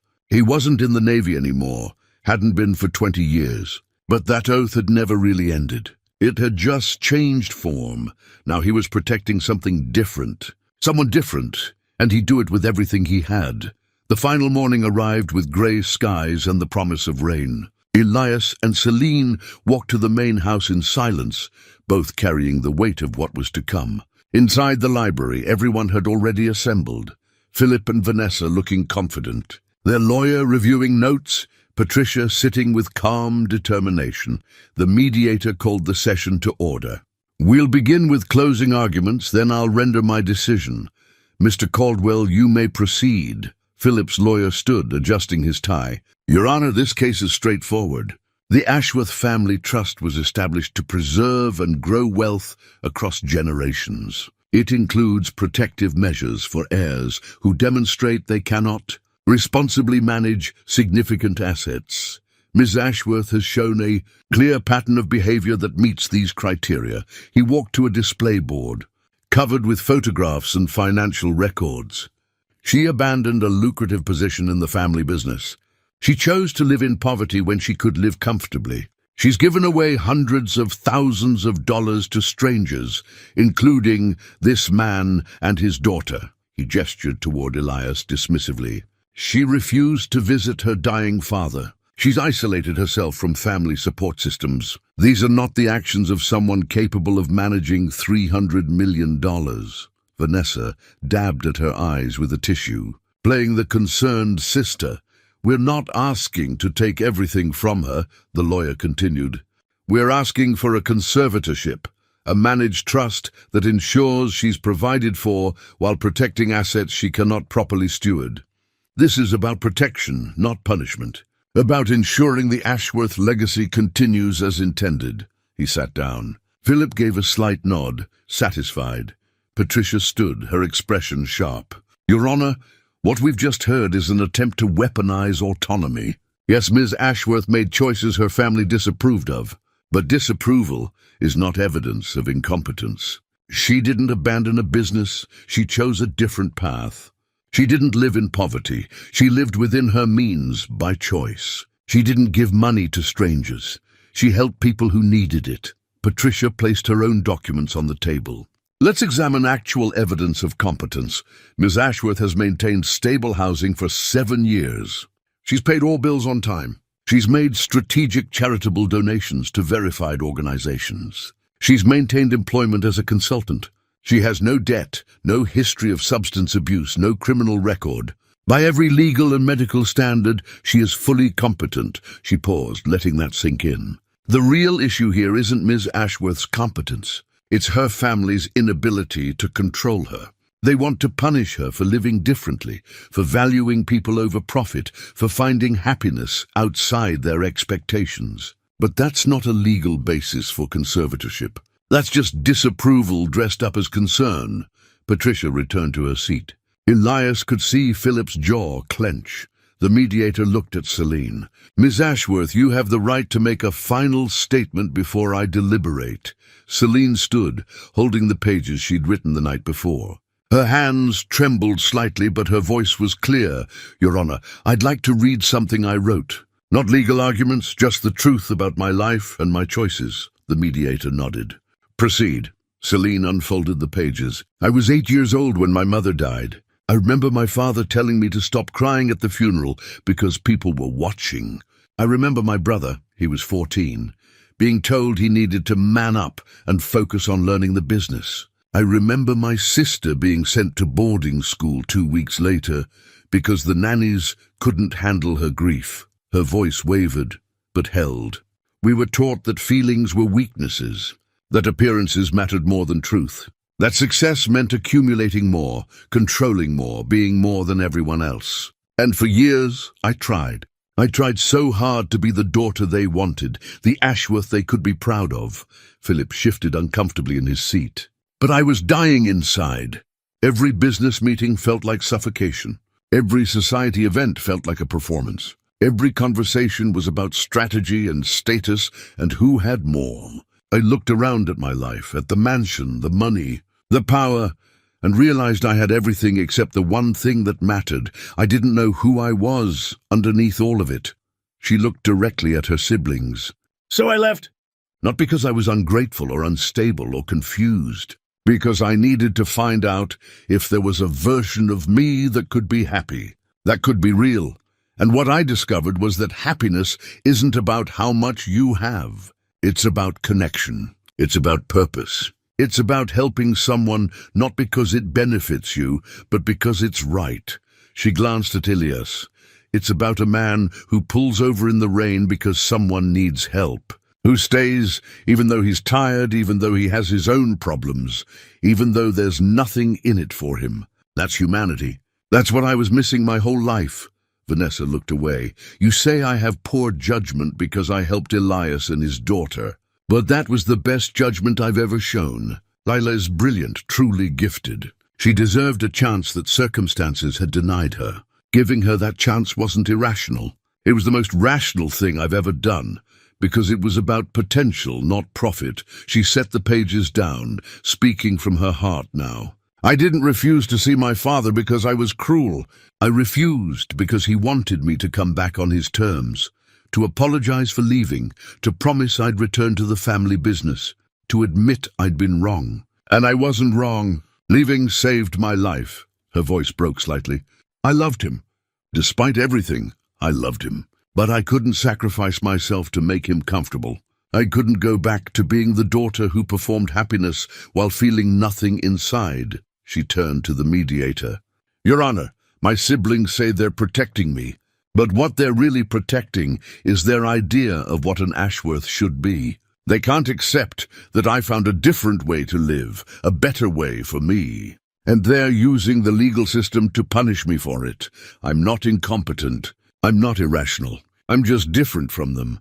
And in this country, that should be enough. Being different shouldn't cost me my freedom or my right to control my own life. She took a shaky breath. If you rule against me, if you give them control of my trust, you're not protecting me. You're telling every person in this country that if your family disapproves of your choices, they can take away your autonomy. You're saying that conforming matters more than living authentically. And that's not justice. That's control. She sat down, tears streaming down her face, but her head held high. The room was silent. Even Philip looked shaken. Vanessa was crying quietly. The mediator cleared her throat. "Thank you, Ms. Ashworth. That was—" She paused. "That was very honest. I'll need some time to review everything before making my decision. We'll reconvene in 1 hour." Everyone filed out. Elias found Celine in the hallway, leaning against the wall, emotionally exhausted. "You were incredible," he said. "I don't know if it was enough. It was the truth. That has to count for something." Patricia joined them. "That was powerful, Celine. Really powerful. You gave the mediator a lot to think about. What are our chances?" Celine asked. Patricia hesitated. "Honestly, I don't know. Legally, they have a case. But morally, ethically, you destroyed their argument. It comes down to whether the mediator rules based on the letter of the law or the spirit of it." They waited in a small sitting room. Each minute felt like an hour. Elias watched Celine pace, her arms wrapped around herself, and wished there was something more he could do. Finally, a clerk appeared. "The mediator is ready." They returned to the library. Everyone took their places. The mediator had papers spread before her, her expression unreadable. "I've reviewed all testimony, evidence, and arguments," she began. "This is an unusual case, not because the legal questions are complex, they're actually quite straightforward, but because it forces us to examine what we mean by competence and what rights we're willing to protect." She looked at Philip and Vanessa. "The petitioners have presented evidence that Ms. Ashworth lives differently than her family expects, that she's made choices they wouldn't make, that she's distributed funds in ways they wouldn't approve. But living differently is not evidence of incompetence." Hope flickered in Elias's chest. "However," the mediator continued, "the trust document does contain language about rejection of family values as potential grounds for managed oversight. And Ms. Ashworth has, by her own admission, rejected those values." The hope dimmed. "The question before me is whether choosing different values constitutes the kind of impairment that justifies removing someone's autonomy. And after hearing everything, I believe it does not." Celine gasped softly. "Ms. Ashworth has demonstrated consistent decision-making, financial responsibility, and clear reasoning about her choices. She can articulate why she lives as she does. She can defend her decisions rationally. She has harmed no one. In fact, she's helped several people significantly. The fact that her family disapproves is not sufficient grounds for conservatorship." Philip stood. "Your Honor, the trust language specifically, I'm aware of what it says, Mr. Ashworth, and I'm interpreting it narrowly, as the law requires. Your father may have intended it as a means of control, but I won't allow it to be used that way. Ms. Ashworth retains full control of her trust fund and all associated assets." "The petition is denied." The gavel came down with a sharp crack that seemed to echo through the room. "Denied." Celine's legs gave out. Elias caught her, holding her as she sobbed with relief. Patricia was smiling broadly, gathering her papers with satisfaction. Philip's face had gone purple with rage. "This is absurd. You're allowing a clearly disturbed woman to—" "Mr. Ashworth," the mediator interrupted coldly, "my decision is final. If you wish to appeal, that's your right. But I suggest you examine whether your concerns are really about your sister's welfare or your own disappointment that she chose a life you can't control. This hearing is concluded." She stood and left. Philip stormed out behind her, Vanessa hurrying after him. "We won," Celine whispered against Elias's shoulder. "We actually won. You won, he corrected gently. You stood up for yourself. You told the truth. That's what won. Patricia joined them. Congratulations, Celine. You were very brave in there. Could they appeal? Celine asked, pulling back to wipe her eyes. They could, but they won't win. The mediator's reasoning was sound, and appellate courts typically defer to these decisions unless there's clear error. You're safe. Safe. The word seemed to settle over Celine like a blanket. She was safe. Her life was her own again. They left the library together, Patricia staying behind to handle the paperwork. Celine wanted air, needed to get out of that room where she'd been forced to defend her entire existence. They walked to the garden, her mother's garden, and stood among the roses. I can't believe it's over, she said, her voice still shaky. Not quite over, Elias said gently. You still have to decide what comes next. With them, with the estate, with everything. She looked back at the mansion, at the windows where she'd spent her childhood feeling trapped. I don't want anything from them. The trust is mine. The mediator made that clear. But the rest of it, the family business, this estate, let them have it. I never wanted it anyway. Are you sure? Completely. She turned to face him. I meant what I said in there. My life now, my apartment, my friends, my purpose, that's what matters. That's what's real. Before he could respond, he heard footsteps on the garden path. Vanessa approached slowly, her expression uncertain. She stopped a few feet away. I'm not here to argue, she said quickly, seeing Celine tense. I wanted to say something. In private. Elias started to step away, but Celine caught his arm. Anything you need to say, you can say in front of Elias? Vanessa nodded, looking uncomfortable. All right. She struggled with the words. I'm sorry for what happened in there, for how we came at you. Philip was so convinced, and I just went along with it, and She wiped her eyes. You were right about everything. About us, about father, about what this family is. Celine's expression softened slightly. Vanessa, no, let me finish. When you left, I was angry. I thought you were abandoning us, being selfish. But watching you in there today, hearing you talk about why you left, her voice broke. I realized I've been living the same lie you escaped from. I married for money and status. I play the role father wanted. And I'm miserable, Celine. I'm so miserable. Then leave, Celine said softly. Like I did. It's not too late. I don't have your courage. Vanessa looked down. I don't think I ever did. But maybe we could talk sometimes. Not about the business or the family or any of that. Just as sisters. Celine was quiet for a long moment. Elias could see her weighing the offer, deciding whether to extend trust to someone who'd hurt her. We can try, she said finally. But it has to be real, Vanessa. No more games, no more taking Philip's side against me. If we're going to have a relationship, it has to be honest. I understand. Vanessa managed a small smile. Thank you for giving me a chance, she glanced at Elias. And thank you for defending her when we were too blind to see what we were doing. She walked away, leaving them alone again. Do you think she meant it? Elias asked. I don't know. But I have to at least give her the opportunity to mean it. Otherwise, I'm no better than Philip, writing people off completely. They stayed in the garden a while longer, letting the victory settle, letting the tension of the last few days finally release. When they returned to the guest house to pack, Elias found a message on his phone from Lila. Dad, how did it go? Did you win? Call me as soon as you can. He called her back. She answered on the first ring. We won, he said, and heard her squeal of delight. I knew you would. I knew Celine would be okay. When are you coming home? We're packing now. Should be back by dinner.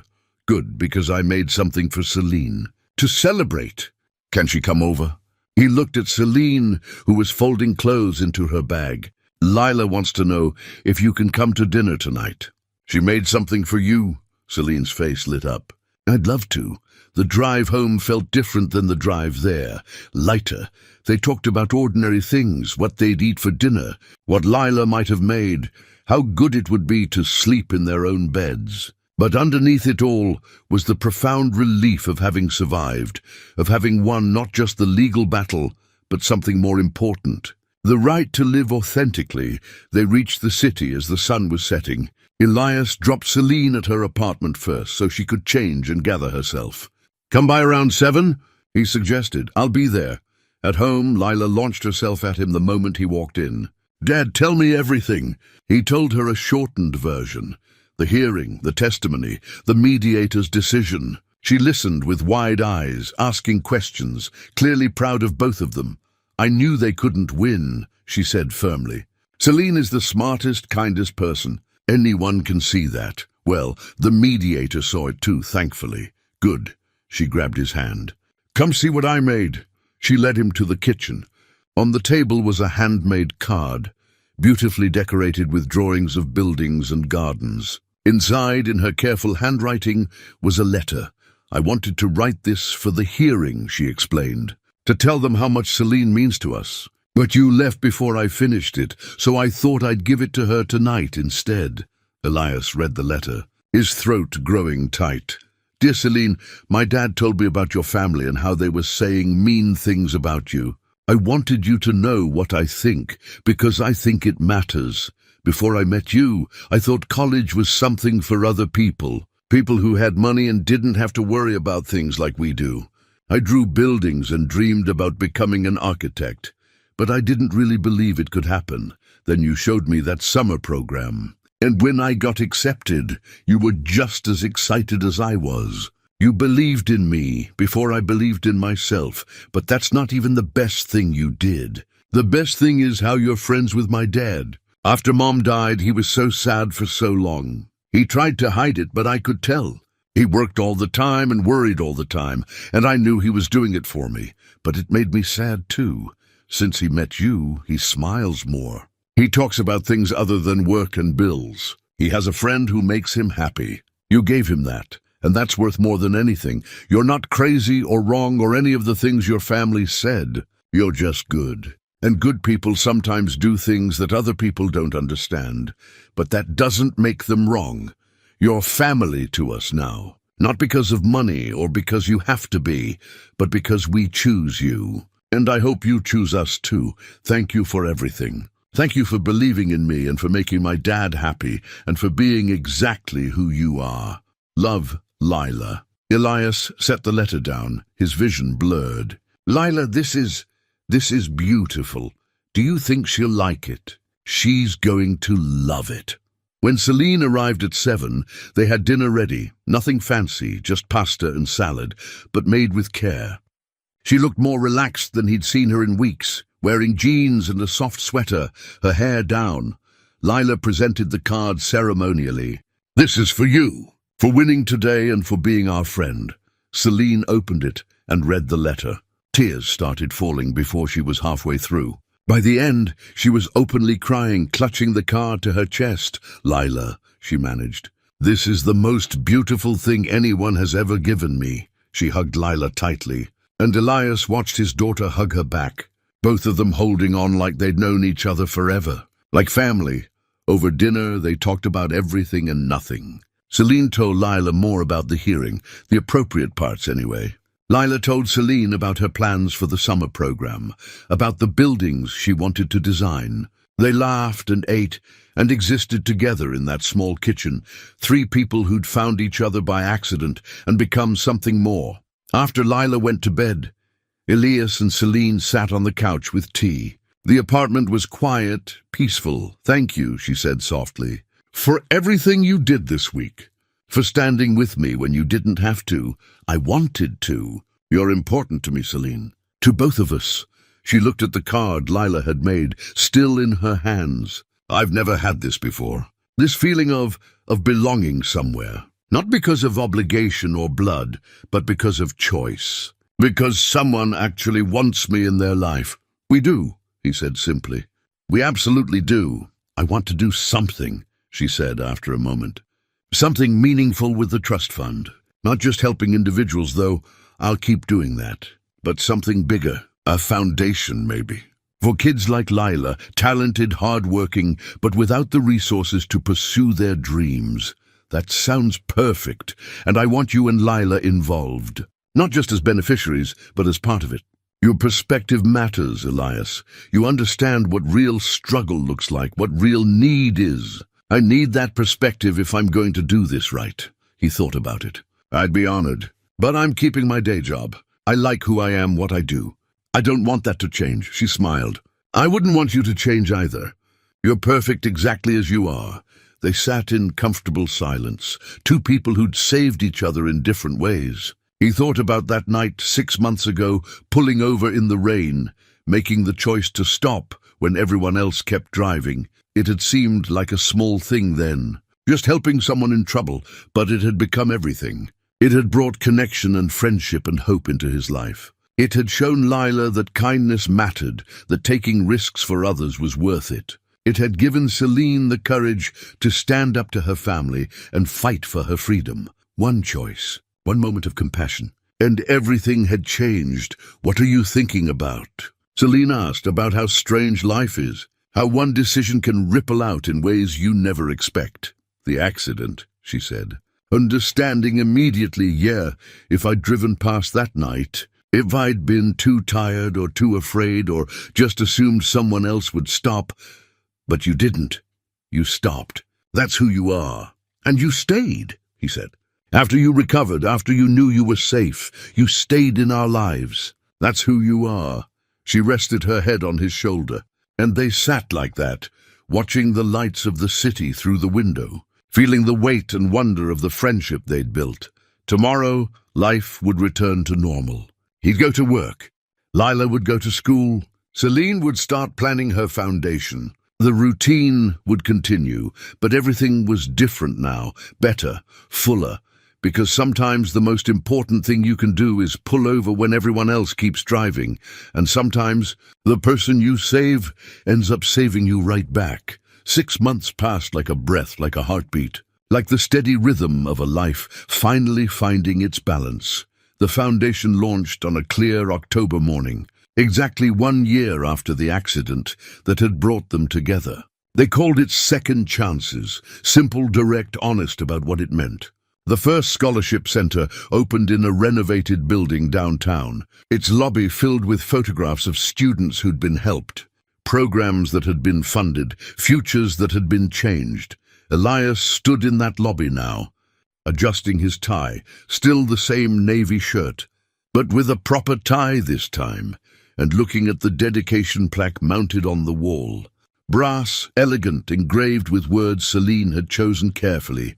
In honor of second chances, because everyone deserves the opportunity to become who they're meant to be. Lila was there, wearing a dress she'd picked out herself, her hair pulled back neatly. She was among the first group of scholarship recipients heading to a prestigious architecture program next summer. Her portfolio had grown thick with designs, each one more ambitious than the last. She stood with other students now, all of them chatting nervously about the event, about meeting the donors, about what this opportunity meant.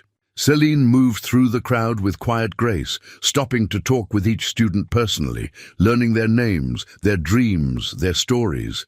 She wore a simple black dress and minimal jewelry, still herself, still choosing substance over flash. But there was something different about her now, a lightness, a peace that came from living in alignment with her values.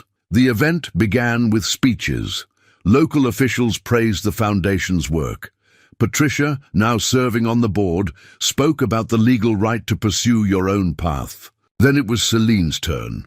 She stepped to the microphone, and the room quieted. "A year ago," she began, "I was in a car accident on Highway 40. My car hit a guardrail in the rain, and I thought, in that moment of impact, that my life was ending. But a man stopped. Elias Brenner pulled over when everyone else kept driving. He stayed with me, held my hand, and kept me alive until help arrived." She found Elias in the crowd and smiled. He didn't know who I was, didn't know if I was rich or poor, important or ordinary. He just saw someone who needed help, and he helped. That simple act of compassion changed everything, because here's what I learned that night. We save each other, not with grand gestures or massive interventions, but with small choices, with deciding to stop when it would be easier to keep going, with offering help when it would be simpler to look away, with believing in someone's potential even when they can't see it themselves. She gestured around the room. This foundation exists because of that lesson, because I learned that the best use of resources isn't accumulation, it's connection. It's opening doors for people who deserve to walk through them. It's giving talented, hard-working students the opportunities that circumstances have denied them. Her voice strengthened. Every person in this room, every scholarship recipient, every volunteer, every supporter, you're part of something bigger than any one of us. You're part of a belief that potential matters more than privilege, that compassion matters more than status, that we're all responsible for pulling over when someone needs us. She paused, looking at the students. To the young people receiving scholarships today, you earned this. Not because someone felt sorry for you, but because you showed talent, dedication, and promise. Use these opportunities, work hard, dream big, and someday when you're in a position to help someone else, remember this moment. Remember that you were given a chance and pass it forward. She stepped back from the microphone to strong applause. Lila was called up next, along with the other scholarship recipients, to accept their awards formally. Elias watched his daughter cross the stage, confident and poised, accepting the certificate that represented 2 full years of advanced architecture training. When Lila thanked Celine from the podium for believing in me before I believed in myself, Elias felt his throat tighten. He thought about Sophia, wished she could see this moment. But somehow he felt like maybe she could, maybe wherever. She was smiling, proud of the daughter they'd raised and grateful to the friend who'd helped guide her forward. After the ceremony, after the photographs and congratulations and promises to stay in touch, the 3 of them stood together outside the building. The sun was setting, painting the sky in shades of orange and gold. Should we go back to the accident site? Celine suggested quietly. To mark the anniversary, Elias and Lila both agreed. They drove in comfortable silence to Highway 40, to the stretch of road where it had all begun. The guardrail had been repaired, the road clear, but Elias remembered exactly where it had happened. He pulled onto the shoulder in approximately the same spot where he'd stopped that rainy night. They got out of the truck. The evening was peaceful. Traffic light, the air cool with approaching autumn. This is where it started, Elias said, looking at the spot where Celine's car had been. No, Celine said softly, touching the guardrail. This is where we found each other. Lila stepped between them, taking both their hands. And where we learned that stopping to help someone can change everything. Not just for them, but for us too. They stood there together, 3 people who'd become family not through blood, but through choice, through compassion and courage, and the willingness to see each other as fully human. Celine had brought flowers, roses from her mother's garden, carefully tended and cut that morning. She placed them at the base of the guardrail, a small memorial to the moment that had transformed all their lives. Thank you, she said, though it wasn't clear if she was speaking to Elias, to fate, to her mother, or to something larger. Thank you for the second chance. They drove back to the city as darkness fell, the foundation building's lights visible in the distance. Tomorrow Elias would go to work. He still operated that forklift, still wore those same worn boots, still found dignity and purpose in honest labor. Lila would go to school, her mind full of buildings she wanted to design and dreams she now believed she could achieve. Celine would continue her work with the foundation, helping more students, changing more lives, living with the freedom and purpose she'd fought so hard to claim. But tonight, they were just 3 people who'd found something rare and precious, authentic connection in a world that often valued everything else more. Elias thought about the journey that had brought them here, about pulling over in the rain, and making a choice that seemed small but turned out to be everything, about accepting help when pride wanted him to refuse it, about standing by a friend when her whole world was trying to tear her down. He thought about courage, not the kind that makes headlines, but the kind that shows up in quiet moments. The courage to stop when it's easier to keep driving. The courage to be vulnerable when it's safer to stay closed. The courage to choose authenticity over approval. And he thought about legacy. What we leave behind. What matters in the end. It wasn't wealth or status or power. It was the lives we touched, the hands we held, the moments we chose compassion over convenience, the times we pulled over. As they pulled up to his apartment building, Lila already talking about what she'd make for dinner, Celine laughing at something his daughter said, Elias felt something he hadn't felt in years. Complete contentment. Not the absence of struggle or worry, those would always be part of life, but the deep satisfaction of knowing he was exactly where he was supposed to be, with exactly the people who mattered most. Same time next week? Celine asked as they got out of the truck. I want to hear about Lila's new design project. Wouldn't miss it, Elias said.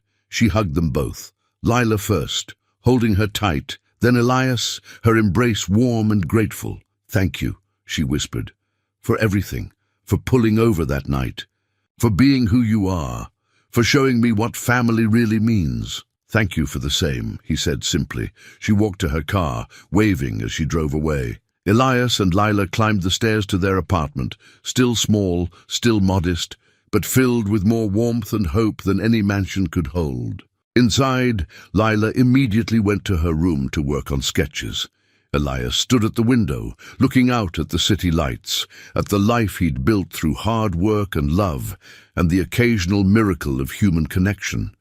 He thought about the foundation. Black, about those words Celine had chosen, because everyone deserves the opportunity to become who they're meant to be. He'd helped her become who she was meant to be, free, purposeful, surrounded by genuine connection, and she'd helped him and Lila become who they were meant to be, hopeful, supported, believing in possibilities they'd once thought were reserved for other people. It had started with a car, wrapped around a guardrail, and a choice to pull over when everyone else drove past. But it had become so much more. It had become proof that compassion matters, that kindness ripples outward in ways we can't predict, that the smallest acts can save lives in ways that have nothing to do with survival and everything to do with truly living. Sometimes the most ordinary moment becomes the one that changes everything. Sometimes pulling over in the rain means pulling someone and yourself toward a future neither of you could have imagined. Sometimes saving a life means learning what it means to really live. And sometimes, just sometimes, the family you choose becomes the one that saves you in return. Elias smiled, turned from the window, and went to make dinner with his daughter. Tomorrow would bring its own challenges and joys, but tonight he was grateful. For second chances, for pulling over, for finding in the most unexpected way exactly what he and Celine and Lila had all been missing. Each other. And that, he thought, as Lila's laughter rang out from her room, was worth everything.